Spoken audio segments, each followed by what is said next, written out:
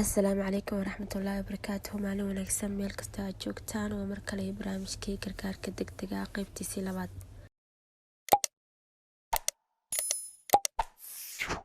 sidaan horey usoo sheegnay, gargaarka degdega ahi waa caawimaad ama kaalmo kumeel gaar ah oo loo fidiyo ama loo sameeyo qof markaasi ay soo gaadhay dhibaato caafimaad ka hor intaan la geyn isbitaalka amase intaan la geynayo isbitaalka. haddaba waxyaabaha qofka gargaarka degdega loogu sameeyo way tiro badan yihiin, balse haddii aynu eegno ujeedooyinka qofka gargaarka degdega ah loogu sameynayo marka ay dhibaato caafimaad soo gaadho noocay rabtaba ha ahaatee, waa in markaasi qofka naftiisa la badbaadiyo. ilaahay baa wax badbaadiyey ilaa inta laga gaarayo isbitaalka amase xarunta caafimaad ee ugu dhow, hadba intii la badbaadin karo. sidoo kale qofku haddii dhibaatada caafimaad ay soo gaadhay ay tahay dhiigbax, in markaasi dhiigbaxa la joojiyo ilaa inta laga gaarsiinayo xarumaha caafimaadka ee ugu dhow. sidoo kale hadduu qofku soo gaaray dhaawac culus, in markaasi dhaawacii laga hortago kahor intuusan weynaan, inta markaasi laga geynayo xarumaha caafimaadka ee markaasi u dhow amase isbitaalka. haddaba waxaa jira waxyaabo badan oo qofka loogu gargaaro, waxaana kamid ah dhaawaca nooc waraba ha ahaado amase waxa loo yaqaano wounds. noocyo kala duwan waxaa jira dhaawaca ah, waan arki doonaa. sidoo kale qofka waxyaabaha loogu gargaaro haddii ay ku dhacaan waxaa kamid a dhiigbaxa, qofka inuu markaasi uu la kulmo xaalad dhiigbax ah noocay rabta ha ahaato, iyadana waa xaalad markaasi mudan in qofka gargaar degdeg ah loo fidiyo ama la caawiyo ilaa inta laga gaarsiinayo xarumaha caafimaadka ee ugu dhow. sidoo kale waxaa loo yaqaano fracture amase jabniinka, qof haddii uu jabo meeshu warabaha ka jabee, in markaasi iyadana loo gargaaro oo kaalmo caafimaad loo sameeyo ilaa inta laga gaarayo isbitaalka amase inta la geynayo isbitaalka.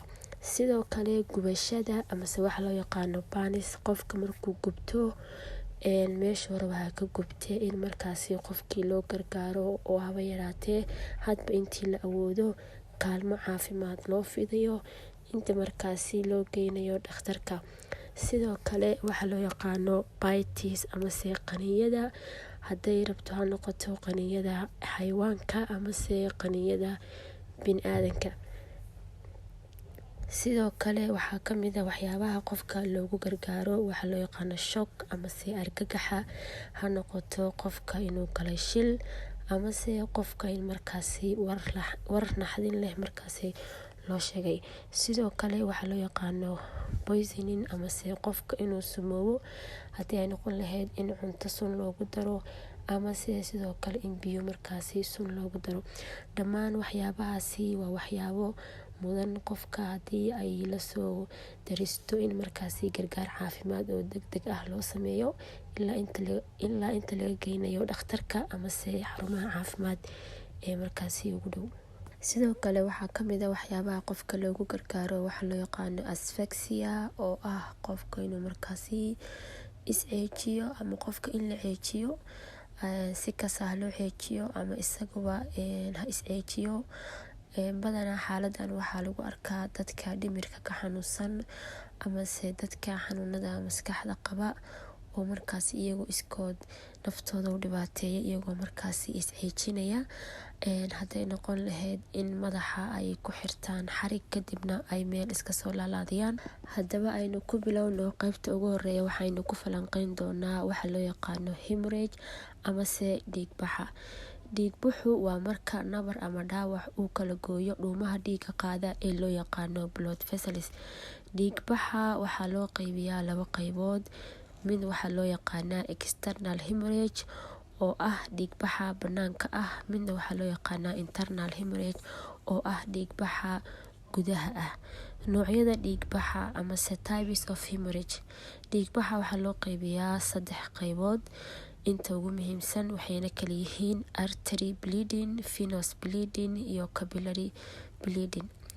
tilmaamaha xididada dhiiga halbowlaha ah wuu cas yahay, xoog ayuuna u socdaa, wuxuuna wadaa dhiig markaasi oxygen leh. sidoo kale dhiiga arooraha amase waxa loo yaqaano artery bleeding waa dhiig markaasi madow, socodkiisuna wuxuu yahay sida qulqulka camal oo kale, wuxuuna wadaa dhiig kaarboon leh. Capillary bleeding waa dhiigga tiftaafka ah, wuxuuna yeelan karaa midab kasta, socodkiisuna waa mid aad markaasi u yar.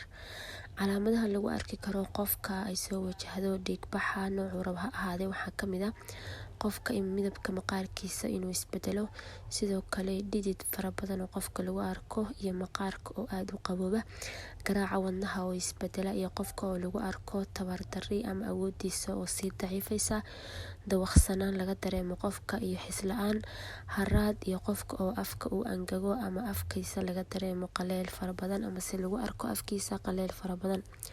Haddaba gargaarka loo fidiyo ama la siiyo qofka ay soo wajahdo xaalad dhiigbax noocay rabta ha ahaato ama se meeshay rabtaba ha ahaato waxaa ka mid ah ugu horreyn qofka in la seexiyo meel xasiloon, sidoo kale qofka in laga ilaaliyo dhaqdhaqaaqa faraha badan, sidoo kale waxaa habboon qofka in markaasi lagu cadaadiyo faraha meesha qofka ay dhiigayso amase meesha uu ka socdo dhiigbaxa, adigoo markaasi isticmaalaya waxa loo yaqaano faashad amase maro nadiif ah.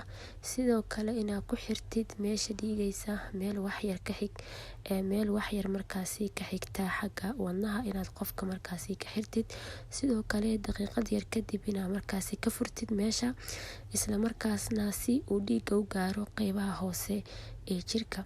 Sidoo kale waxaa muhiim ah in qofka kor loo hayo meesha markaasi dhiigaysa amase meesha uu ka socdo dhiigga in kor loo hayo haddii aysan bukaanka wax dhibaato ah ku haynin. Mawduucii maanta intaasuu ka egyahay. Haddii aad wax ka faa'iiday la sii wadaag asxaabta. Haddii aad nagu cusub tahay nagu soo biir insha Allah waad ka faa'iidi doontaa muuqaalada. Haddii aad horey noola joogteen like tan nagu dhiirigeliya. Assalaamu calaykum waraxmatullaahi wabarakaatuh.